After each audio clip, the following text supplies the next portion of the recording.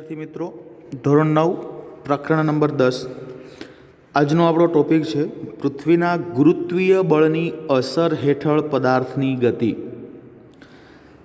શું બધા જ પદાર્થો પોલા કે નક્કર, મોટા કે નાના કોઈ ઊંચાઈ પરથી સમાન દરથી નીચે પડે છે?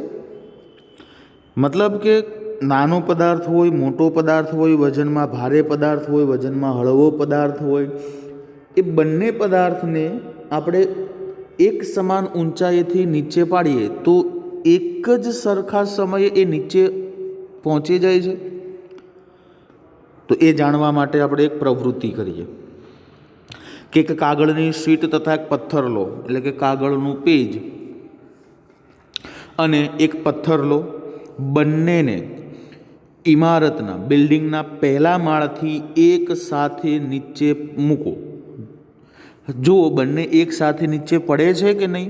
ના। તો આપણે બધાએ જોયું છે કે પથ્થર છે એ પહેલાં પહોંચી જશે અને કાગળ છે એ પછી પહોંચે છે। હવે એવું શું કામ થાય છે? તો આપણે જોઈ શકીએ કે કાગળ એ વજનમાં કેવો છે? પથ્થર કરતાં હળવો છે। તો એવા કિસ્સામાં એ કાગળ ઉપર હવાનું અવરોધક બળ લાગે છે। હવાનું અવરોધક બળ લાગે એટલે કાગળ પર જે સ્પીડ છે કાગળની નીચે આવવાની, એની ગતિમાં અવરોધ આવે છે। કોના લીધે? હવાના લીધે। એટલે આપણે કાગળને નીચે પછી પડતા જોઈએ છીએ, મતલબ કે ધીમે ધીમે પડતા જોઈએ છે। પરંતુ જો આ જ પ્રયોગ શૂન્ય અવકાશમાં કરીએ તો, એટલે કે એક એવો રૂમ બનાવીએ કે જેની અંદર હવા જ ન હોય, ઝીરો ગ્રેવિટી, શૂન્ય અવકાશવાળી, અને એમાં ઉપરથી બંનેને નીચે પાડીએ તો આ સમયે બંને પદાર્થો એક સરખા સમયે જ નીચે પડે છે। કેમ? તો કે પહેલા કિસ્સામાં આપણને હવાનું અવરોધક બળ લાગતું હતું, બીજામાં તો એ છે નહીં। બીજામાં હવાનું અવરોધ જ નથી લાગતો, તો બંનેની નીચે પડવાની સમય કેવો છે? એક સમાન થઈ જશે। આપણે જાણીએ છીએ કે મુક્ત પતનમાં પદાર્થનો પ્રવેગ અનુભવે છે। પ્રવેગ એટલે વેગના ફેરફારનો દર, જે આગળના એક સમીકરણ પરથી અનુભવાતો પ્રવેગ તે દ્રવ્યમાન પર આધાર રાખતો નથી। એટલે કે અહીંયા આપણને 10.9 સમીકરણ કીધું છે, તો એ જે અહીંયા આપેલું છે G બરાબર G m/r²।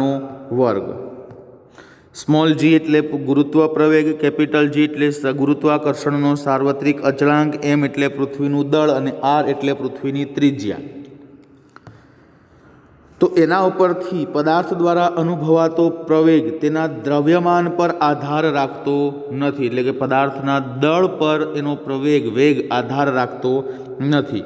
એનો અર્થ એવો થયો કે પદાર્થ પોલો હોય, નક્કર હોય, નાનો હોય, મોટો હોય, તો ગમે એવો પદાર્થ હોય એ નીચે તો એક સરખા દરથી જ આવે છે। એક વાર્તા મુજબ આ વિચારના સમર્થન માટે ગેલેલિયોએ ઇટાલીમાં આવેલા પિસાના ઢળતા મિનારા પરથી જુદા જુદા પદાર્થો પડતા મૂક્યા હતા। કે જ્યારે કોઈ સાયન્ટિસ્ટે એવી વાત કરી હશે, તો સાયન્ટિસ્ટ તરીકે કોણ છે? ન્યૂટન। ત્યારે ગેલેલિયોએ તેને સમર્થન આપ્યું અને ઇટલીની અંદર પિસાના મિનારાની ઉપર જાય અને ત્યાંથી એને એક પદાર્થોને મૂકવાનું ચાલુ કર્યું। આ એક વાર્તા હતી। પૃથ્વીની નજીક જીનું મૂલ્ય અચળ હોવાથી, આપણે આગળના એક સમીકરણની અંદર જોઈ ચૂક્યા છીએ કે પૃથ્વી પર જીનું મૂલ્ય અચળ હોવાથી અચળ પ્રવેગી ગતિના સમીકરણો, જે આપણે 8મા ચેપ્ટરની અંદર ભણી ચૂક્યા છીએ, 3 સમીકરણો, તો એમાં પ્રવેગ એના બદલે ગુરુત્વ પ્રવેગ G મૂકવો પડે। કારણ કે પ્રવેગ હવે અહીંયા છે, પણ કયા પ્રકારનો? ગુરુત્વ પ્રવેગ, ગુરુત્વાકર્ષણના બળના લીધે પ્રવેગ ઉત્પન્ન થાય છે, એટલે ગુરુત્વ પ્રવેગ। તો એ સમીકરણો અહીંયા નીચે આપેલા છે, એમાં જ્યાં એ દેખાય છે ત્યાં આપણે એના સ્થાન ઉપર બદલી અને શું મૂકીશું? G। પહેલું સમીકરણ છે V બરાબર U પ્લસ AT, તો એની જગ્યાએ G મૂકીએ અને સમીકરણને ફરીથી બનાવીએ V બરાબર U પ્લસ GT। બીજું સમીકરણ એસ બરાબર યુટી પ્લસ 1/2 એટીનો વર્ગ. તો એટીનો વર્ગ છે ત્યાં શું આવશે? જીટીનો વર્ગ, કારણ કે ગુરુત્વ પ્રવેગ સમાન છે. ત્રીજું v² બરાબર u² પ્લસ 2as. તો 2as ની જગ્યાએ 2gs, જ્યાં u એ પદાર્થનો પ્રારંભિક વેગ છે, t એ પદાર્થનો અંતિમ વેગ છે અને s એ t જેટલા સમયમાં પદાર્થે કાપેલું અંતર છે. જો સમીકરણના ઉપયોગ વખતે પ્રવેગ વેગની દિશામાં હોય તો એને ધન લેવામાં આવે, અને જો પ્રવેગ વેગની વિરુદ્ધ દિશામાં એટલે કે ગતિની વિરુદ્ધ દિશામાં હોય તો એને ઋણ લેશું. મતલબ કે પદાર્થ ઉપર તરફ જતો હોય તો એને ઋણ અને નીચે તરફ આવતો હોય તો એને ધન. In short. ચલો હવે આપણે ઉદાહરણ નંબર 10.2 ગણતરીમાં લઈ લઈએ. ઉદાહરણ નંબર 10.2. એક કાર રમકડાની છે, કોઈ છાજલી પરથી 0.5 સેકન્ડમાં જમીન પર પડે છે. સેકન્ડ એટલે ટી. 0.5 સેકન્ડની અંદર જમીન ઉપર પડે છે. હવે ગણતરીની સરળતા ખાતર જીનું મૂલ્ય આપણે 10 લેશું. છે કેટલું? 9.8, પરંતુ આપણે લેશું કેટલું? 10. સરળતા રહે એટલા માટે. તો શોધવાનું શું છે? જમીન પર અથડાતી વખતે કારનો વેગ v બરાબર કેટલો? 0.5 સેકન્ડ દરમિયાન કારની સરેરાશ ઝડપ કેટલી હશે? અને જમીનથી છાજલીની ઊંચાઈ કેટલી હશે? ચલો એના માટે આપણે રકમને ફરીથી એક વખત સરખી રીતે સમજીએ. રકમ ખબર પડી જશે તો સૂત્ર તો આપણને મોઢે જ છે બધાને, એટલે તરત જ સેટ થઈ જશે. હવે આપણને પહેલાં શું કીધું? કોઈક કાર ઉપરથી 0.5 સેકન્ડ એટલે t બરાબર 0.5 સેકન્ડ જમીન પર પડે છે. બસ ખાલી એટલું જ કીધું છે. ગણતરી ખાતર જીનું મૂલ્ય આપણને 10 લેવાનું કીધું. તો હવે સ્વાભાવિક રીતે ઉપરથી પડે એટલે એનો પ્રારંભિક વેગ શરૂઆતમાં કેવી હશે? કાર સ્થિર હશે, 0 મીટર પ્રતિ સેકન્ડ. હવે નીચે પડે છે, નીચે પડતી વખતે તેના જીનું મૂલ્ય કેટલું છે? 10 મીટર પ્રતિ સેકન્ડ સ્ક્વેર. નીચે પડે છે એટલા માટે પ્લસ. પહેલો પ્રશ્ન શું છે? વેગ v બરાબર કેટલા હશે? તો v બરાબર આપણી જોડે સૂત્ર છે કયું? v બરાબર u વાળું સૂત્ર છે. u બરાબર a પ્લસ, એક મિનિટ,